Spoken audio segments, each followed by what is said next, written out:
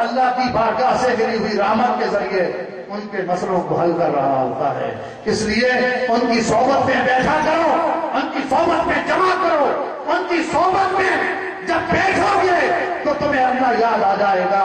کیوں کہ ہم جب تک دنیا داری میں رہتے ہیں، دنیا میں گم رہتے ہیں، اس دنیا میں گم رہنے کی وجہ سے ہمارے دل مردہ ہو چکے ہوتے ہیں۔ ارے جب تم اللہ والے کی بارگاہ میں جاؤ گے، اللہ کے ساتھ بیٹھو گے، اللہ کے بندے کے ساتھ بیٹھو گے تو وہ تمہارے مردہ دل زندہ ہو جائیں گے۔ یہی پہچان ہے کہ جب کبھی کسی اللہ والے کی شان سنو، اللہ والے کی تعریف سنو کہ فلاں جگہ پر اللہ والا آیا ہے، اللہ والا رہتا ہے، اللہ کا ولی ہے، چلو ملاقات کر کے آئے، تو دیکھو اگر دل تمہارا اللہ کی یاد میں مگن ہو جائے تو سمجھ جاؤ کہ اللہ والا ہے، اور اگر دل دنیا داری میں مگن رہے تو سمجھ لو کہ پھر اللہ والا نہیں ہے، انعام یافتہ نہیں ہے۔ پھر اس کی صحبت پہ نہ جمو، اس کی صحبت اختیار نہ کرو۔ کیوں کہ ایسے بندوں کی صحبت تمہیں کوئی نفع نہیں دے گی، نفع دے گی ایسے لوگوں کی جو اللہ کی بارگاہ سے انعام یافتہ ہوتے ہیں۔ یہ دنیا میں بھی تمہارے ساتھ وفا کریں گے اور آخرت میں بھی تمہارے ساتھ وفا کریں گے۔ اللہ رب العزت قرآن مجید میں فرماتا ہے روز قیامت جب فیصلے کا دن ہوگا، اللہ دوستیوں کو دوزخ میں ڈال دے گا، جنتیوں کو جنت دے دے گا۔ یہ انعام یافتہ لوگ، یہ صحبت والے لوگ، یہ سنگت والے لوگ یہ جنت میں نہیں جائیں گے۔ اللہ رب العزت ان سے سوال کرے گا کیا ہوا؟ ہر کوئی جنت میں جاتا ہے، جسے میں نے حکم دیا وہ جنت میں چلا گیا، ارے تمہیں کیا ہوا کہ تم میری جنت میں نہیں جاتے؟ وہ عرض کریں گے باری تعالیٰ تو نے جس کام کے عوض ہمیں جنت عطا کی ہے اس کام میں یہ بھی تو ہمارے سنگ تھے، کیا ہوا جو ان پر رنگ نہ چڑھا؟ ارے مولا سچ تو تھے، بس سنگ کے سچ سے ان کو معاف کر دے۔ اللہ فرمائے گا میرے انعام یافتہ بندو، تمہاری سنگت انہوں نے اختیار کی، تمہاری صحبت میں ہے، ان پر رنگ نہ چڑھا، مگر تمہاری صحبت، تمہاری سنگت اختیار کرنے کے باعث میں نے ان کے چہرے نہ جلائے، میں نے ان کے جسموں کو جلایا، ہاتھ پیروں کو جلایا، چہرے بھی جلا سکتا تھا۔ ارے چہرے جلائے اس لیے نہ تھے کہ تم شاید جاتے جاتے پہچان لو کہ تمہارے سنگت والے لوگ ہیں۔ جاؤ، تم نے اپنی سنگت کا حق ادا کر دیا، تم نے پہچان لیا یہ تمہارے سنگ والے لوگ ہیں، تمہارے سنگ کے سچے میں ان کو معاف کرتا ہوں، ان کو بھی جنت میں لے جاؤ۔ ارے لوگوں ایسی صحبت اختیار کرو، ایسی سنگت اختیار کرو جو دنیا میں بھی کام آئے ہیں۔ اب پھر اللہ رب العزت نے اس میں درجے بھی دیے ہیں۔ اب یہ بات بھی اس کے ساتھ ہی بتاتا چلوں، ایک اور گروہ ہوگا، انہیں بھی حکم ہوگا کہ باری تعالیٰ ہم نے تیری، وہ جب اللہ تعالیٰ حکم دے گا جنت میں جاؤ تو وہ عرض کریں گے باری تعالیٰ ہم تیری جنت میں نہیں جاتے۔ اللہ ان سے سوال کرے گا کیا ہوا کہ تم میری جنت میں نہیں جاتے؟ وہ عرض کریں گے باری تعالیٰ، اب یہ اونچی شان والا کا ذکر ہے، اللہ تعالیٰ نے ولایت میں بھی درجے دیے ہیں۔ وہ عرض کریں گے مولا ہم نے ساری رات بیان اس لیے نہیں کیا تھا کہ تو ہمیں یہ جنت عطا کرے گا، یہ رکوع اس لیے نہیں کیے تھے کہ یہ تو باغات ہمیں عطا کرے گا، یہ مناجات، یہ ریاضات، یہ تسبیحات، یہ ہمارے سارے اس لیے نہیں کیے تھے ہماری تعالیٰ کہ تو ہمیں یہ جنت دے کر بس راضی کر دے گا۔ تیری عزت کی قسم اس وقت تک راضی نہیں ہوگے، اور جب راضی نہیں ہوئے تو جنت میں کیسے جائیں؟ تیرا وعدہ ہے کہ تم مجھ سے راضی ہو کر جنت میں داخل ہو جاؤ۔ یا ایھا النفس المطمئنہ ارجعی الی ربک راضیۃ مرضیہ، اے مطمئنہ کے مقام پر پہنچنے والے میرے بندے، راضیہ میں تجھ سے راضی ہو گیا ہوں، تم مرضیہ اب تو بھی مجھ سے راضی ہو جا اور مجھ سے راضی ہو کر میرے بندوں میں شامل ہو جا اور میری جنت میں داخل ہو جا۔ اے باری تعالیٰ ابھی تجھ سے راضی نہیں ہوئے ہیں تو جنت میں کیسے چلے جائیں؟ تیرا وعدہ ہے کہ راضی ہو کر جنت میں جاؤ، تو مولا ابھی تو راضی نہیں ہوئے۔ باری تعالیٰ فرمائے گا پھر کیسے راضی ہوگے؟ مولا جب ہم قیام کرتے تھے، قرآن کرتے تھے، رکوع کرتے تھے، سجود کرتے تھے، یہ سارے ہمارے صالحہ کر کے جب قعدہ اخیرہ میں التحیات کی حالت میں بیٹھتے تھے تو عرض کرتے تھے التحیات للہ والسلامات وطیبات، باری تعالیٰ میری ساری عبادتیں کھلی ہے یا پھیلی، یہ وطنی ہے مولا، سب تیرے لیے ہے، تیری جستجو کی تھی مولا، دنیا کے اندر تیری عبادت کرتے تھے، تیری ریاضت کرتے تھے، تجھ کو تجھ سے کرتے تھے، مگر ساری زندگی تجھے بناتے رہے، تجھے یاد کرتے رہے، تیری عبادت کرتے رہے، مگر جب یہ پردہ ہٹنے کا وقت آتا تھا تو تو اپنے محبوب مصطفیٰ کا چہرہ دکھاتا تھا۔ نعرہ تکبیر،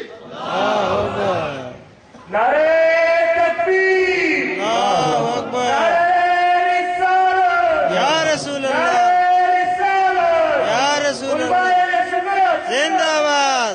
تو تو اپنے محبوب کا چہرہ دکھاتا تھا، تو ہم تو زندگی بھر مولا تیرے محبوب کا مخڑا کرتے آئے، ہم نے تو تیرے محبوب کے سوا اور کچھ دیکھا نہیں، آج وہ وقت آیا ہے تو تو یہ جنت دے کر ہمیں ڈال رہا ہے مولا، ابھی تو تجھ سے راضی نہیں ہوئے ہیں، تجھ سے تجھی کو مانتے ہیں۔ اللہ فرمائے گا اچھا یہ بات ہے، فرشتوں کو حکم دے گا پردے اٹھا لو، جو پردہ میرے اور میرے انعام یافتہ بندوں کے درمیان آئے ہیں ان پردوں کو ہٹا دو، تاکہ بے حجاب یہ مجھے تک لیں اور بے حجاب میں ان کو تک لوں۔ اللہ اکبر، یا رسول اللہ، یا علی، یا غوثیہ، زندہ باد۔ ہائے ہائے، یہ وہ لوگ ہوں گے اونچے درجے والے۔ بس یہ بات آ گئی تھی تو میں نے کہا چلو اس کے ساتھ یہ بھی بتاتا چلوں۔ تو بات ہو رہی تھی انعام یافتہ لوگوں کی، ان کی سنگت میں بیٹھو، ان کی صحبت میں جمو، ان کی صحبت اختیار کرو۔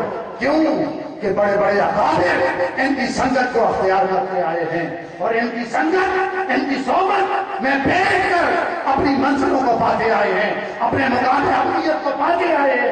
حضرت امام احمد بن حنبل سے پوچھے رحمۃ اللہ تعالیٰ علیہ، گھنٹوں حضرت بہلول دانا کی صحبت میں بیٹھا کرتے تھے، وہ مرد فقیر درویش اللہ والا انعام یافتہ بہلول دانا جو جنت میں لوگوں کو گھر بانٹا کرتا تھا، اس کی صحبت میں گھنٹوں بیٹھا کرتے تھے۔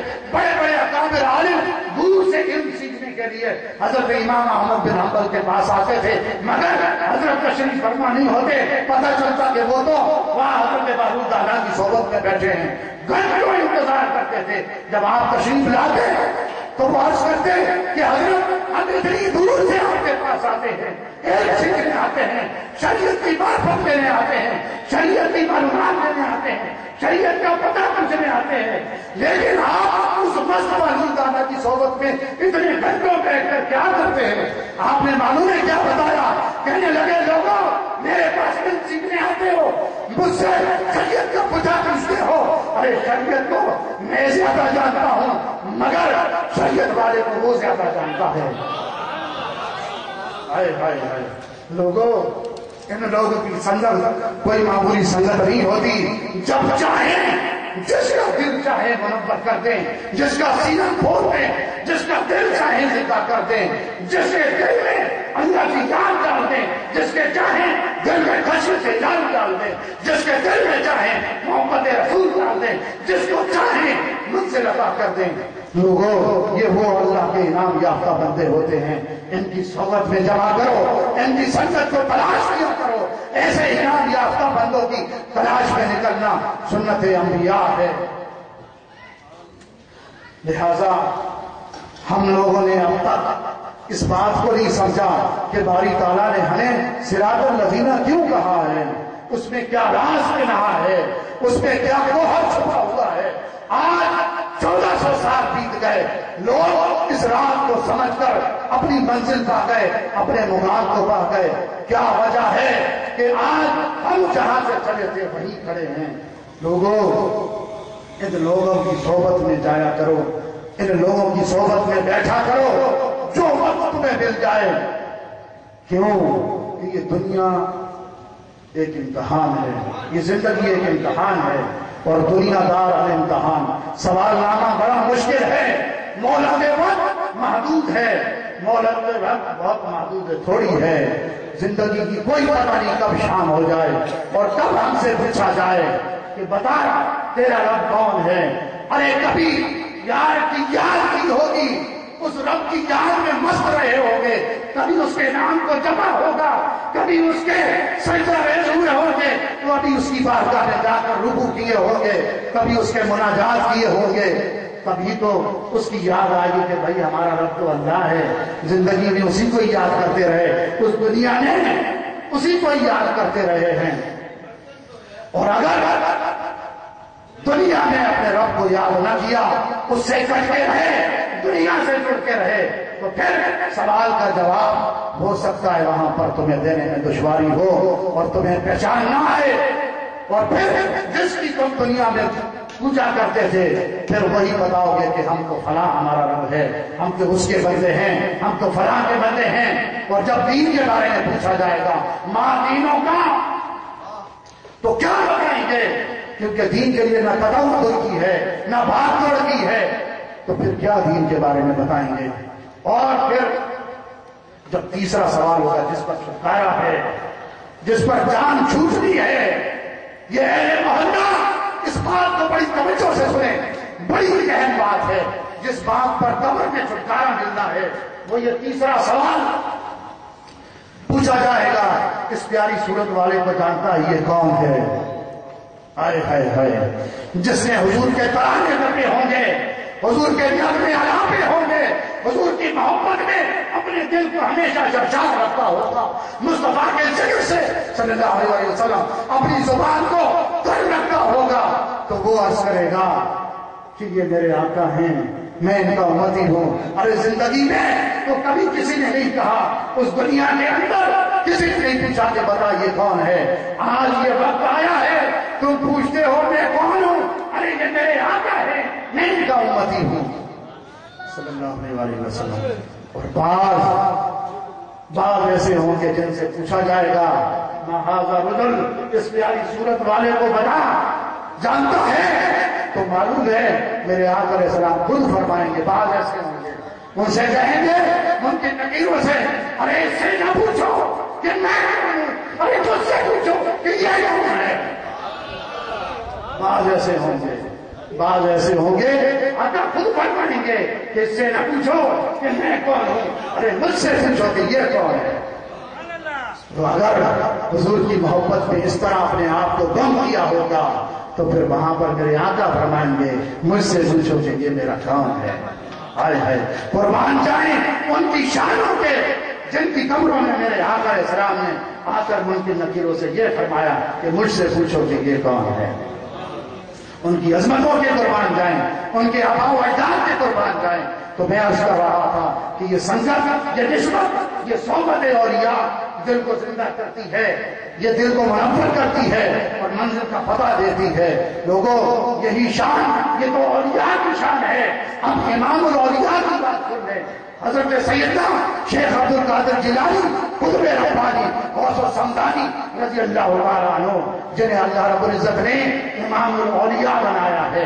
میرے حضور غوث اعظم کی شان کا کیا طلب ہے، ارے غوث اعظم کی کیا بات ہے، ارے غوث اعظم کی کیا بات ہے، ارے غوث اعظم کی کیا بات ہے۔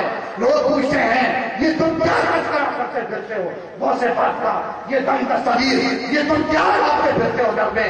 ارے بابا تمہیں کیا خبر، ہم مصطفیٰ کی شان کا ذکر کرتے ہیں صلی اللہ علیہ وسلم، ہم مصطفیٰ کی شان کا ذکر کرتے ہیں۔ اب کوئی سوال کرتے کہ یہ عجیب بات کر دی، یہ غوث اعظم مصطفیٰ کی شان ہو گئے، یہ ذکر کر رہے ہیں غوث پاک کا، اور سوال کرو تو جواب دیتے ہیں کہ مصطفیٰ کی شان کا ذکر کر رہے ہیں، تو مصطفیٰ کی شان کیسے ہو گئی صلی اللہ علیہ وسلم؟ آؤ پوچھتے ہیں کہ کیسے ہو گئی۔ قرآن مجید نے کہا وَلِلَّهِ الْمَثَلُ الْأَعْلَىٰ، اللہ کی شان سب سے بڑی ہے۔ اب لوگ مغالطہ کھا گئے، لوگوں نے سمجھا کہ یہ جو وَلِلَّهِ الْمَثَلُ الْأَعْلَىٰ فرما رہا ہے یہ ذات کی بات ہو رہی ہے۔ ارے بابا ذات کی بات نہیں ہو رہی ہے، شان کی بات ہو رہی ہے۔ فرمایا جا رہا ہے کہ اللہ کی شان سب سے بڑی ہے۔ اب دیکھتے ہیں آؤ کون سی شان ہے جو